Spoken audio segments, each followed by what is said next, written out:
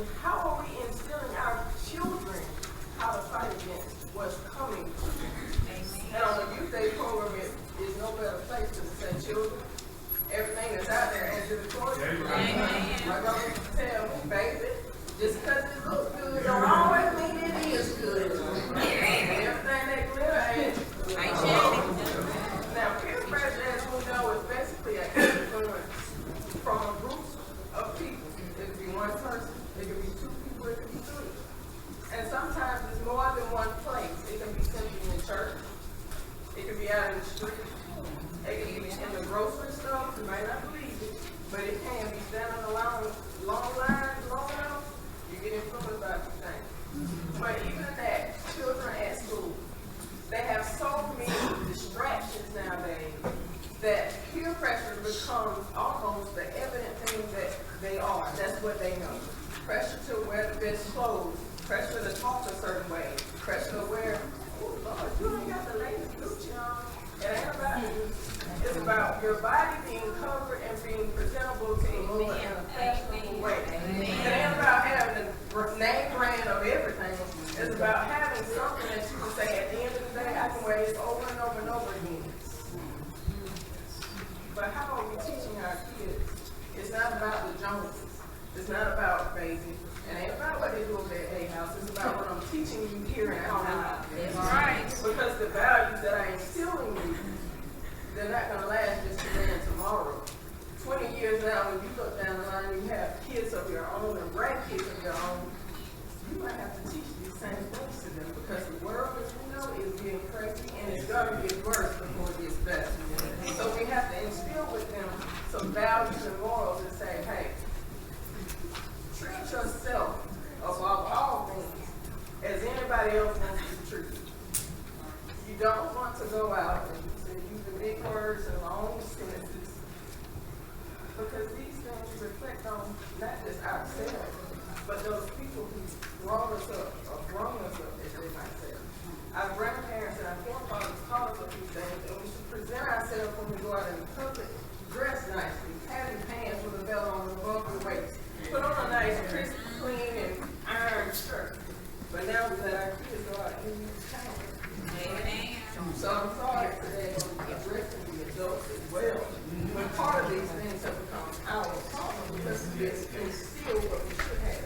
Because when the baby and the food was laughing and playing and we should have been spanking them, now they're spanking us. It's not about laughing and crying.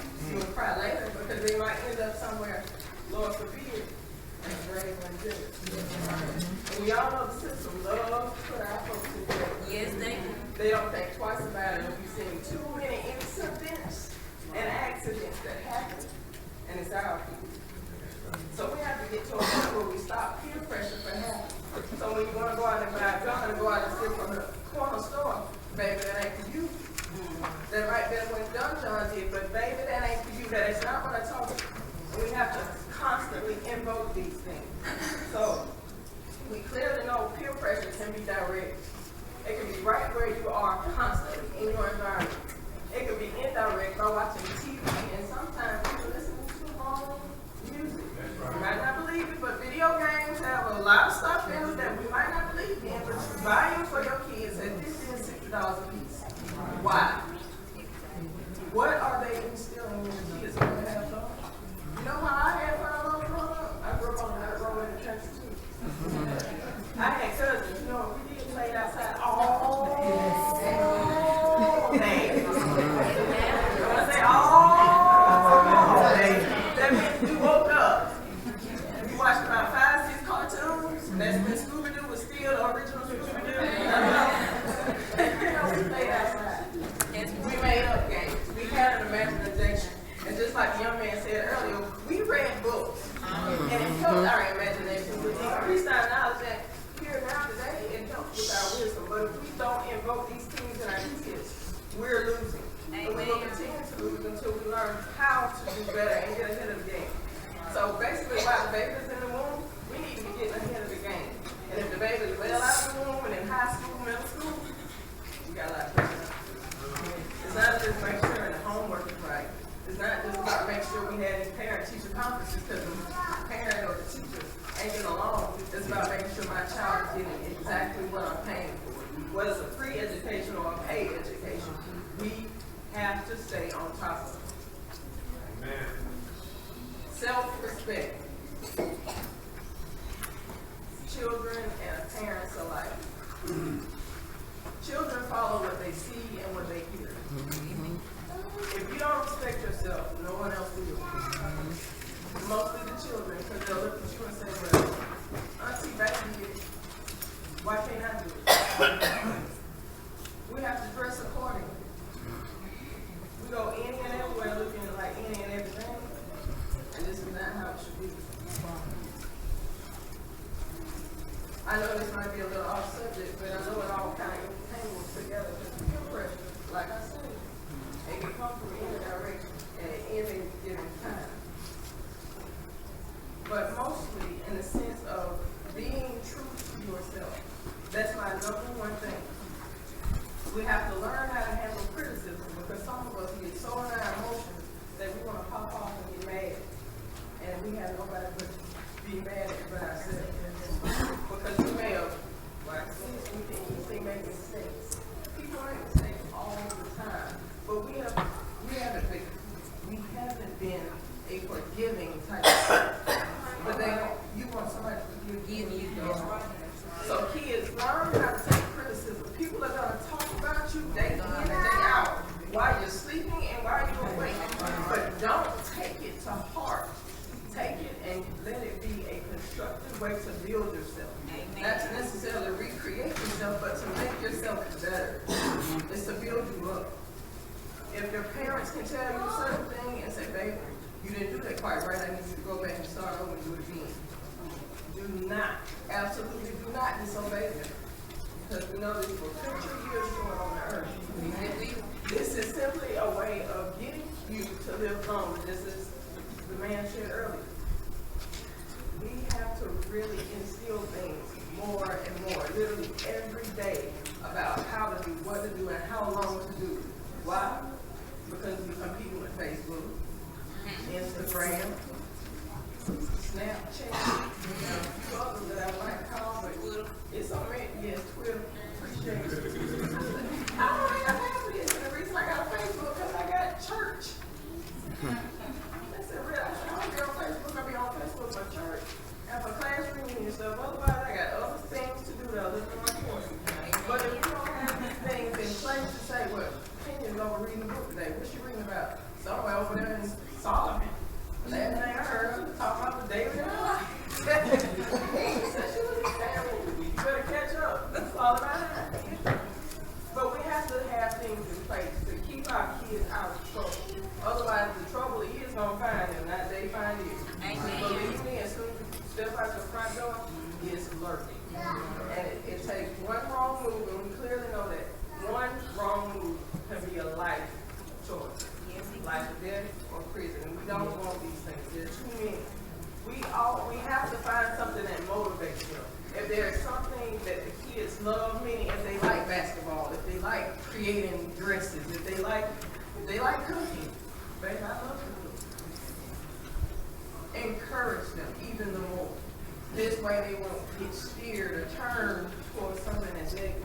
Because peer pressure can be negative, and we always see the negative. But peer pressure can be so positive. This is how we get successful people. Not just speakers, but teachers, preachers, pastors. We all have to be motivated. But when we lack motivation in ourselves, we need someone behind us, the aunts, the uncles, the grandpas, yes, the push-ups. Why? Because everybody has a low point in life. And when kids have a low point, it's no fun. Because the community starts to die and wither. Churches start to die and wither. When you don't have kids and youth that are enthusiastic about doing something or being in a place, it's dying out. So you need to listen. And most of the time you need to see it. And sometimes we fail to see it. But when it starts happening close to home, you need to start working. You need to start praying and definitely start moving. Don't just sit still and say, well, I just let it pass. It ain't going to happen. It could be right next door. And your kids hang out right next door. Now, I don't have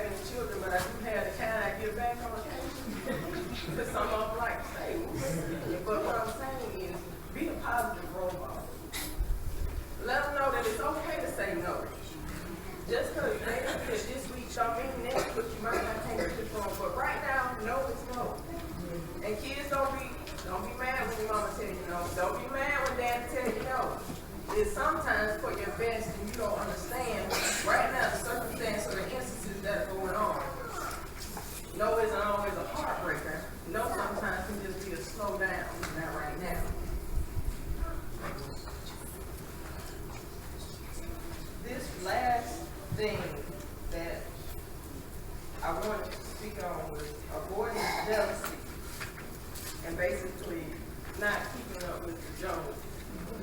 And this has been going on way yesterday. And we got ourselves in compromising positions because we want to keep up with the Joneses. I'm related to the Joneses, but I don't try to keep up with them. I try to stay in my lane, as they say, and do me. I know how much money I can spend. I know what money I don't want to spend, but most importantly, I don't want to be jealous of anything that anyone else has. Why? Because jealousy would have you sitting in a position saying, why? And how did I get here? I'm going to speak for myself. For a long time, I paid cash for everything. Got a few credit cards because as you grow older, you need credit to get certain things. Now, if you start to get and take care of family members, you might start to put things on your credit card and get a little out of hand. And then you say, well, Lord, I got to pay the car loan, I got to pay a truck loan, I got to pay these credit card bills. I'm just saying, you got to have to help me out of this. So when you get yourself in a place, a position where debt piles up, the children, please do not go out and get credit cards unless you absolutely need it. I promise you, it is a life lesson. Yes, it is. The only thing this world will get you in is debt and hate and greed, and you'll get yourself in a position where you cannot handle it.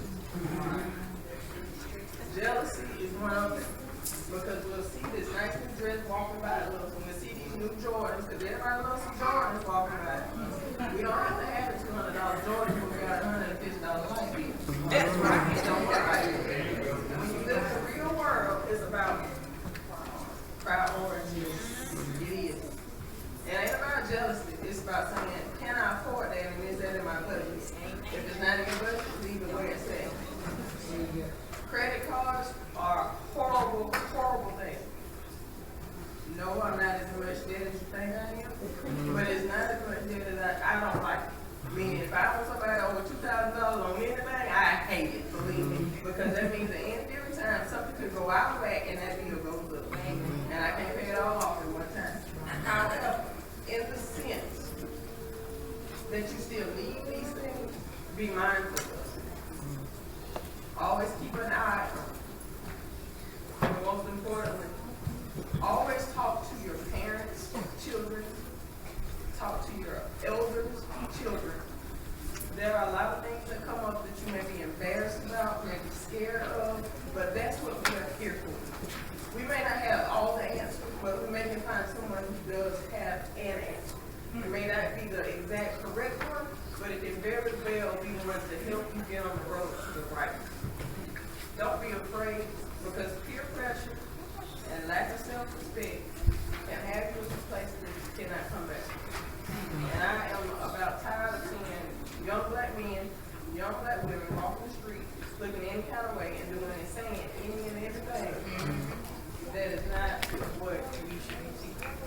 It's not what we should be accepting. And even more so when we try to correct it, they're the ones that get offended and backlash it up. But we have to get ourselves in a better position. So when we stand tall. And we say, this is not about you. It's about us as